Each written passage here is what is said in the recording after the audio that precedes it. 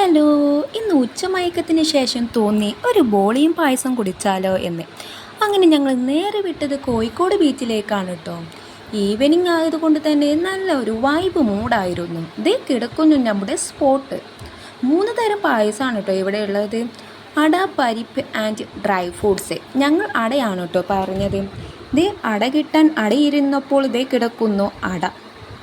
പായസമൊക്കെ കൊള്ളാം, പക്ഷേ എനിക്കെന്തോ അങ്ങ് പിടിച്ചില്ല കേട്ടോ. പിന്നെ കെട്ടിയോൻ ഉണ്ടായതുകൊണ്ട് തന്നെ ക്യാഷിൻ്റെ കാര്യത്തിൽ ഞാൻ ആ വഴിക്ക് നോക്കിയില്ല, അത് വേറെ കാര്യം. പിന്നെ ഞങ്ങളിങ്ങനെ പായസം കുടിച്ചോ, ബടായും വെച്ചു ഇങ്ങനെ ഇരുന്നു. അങ്ങനെ സമയം പോയത് അറിഞ്ഞില്ല കേട്ടോ.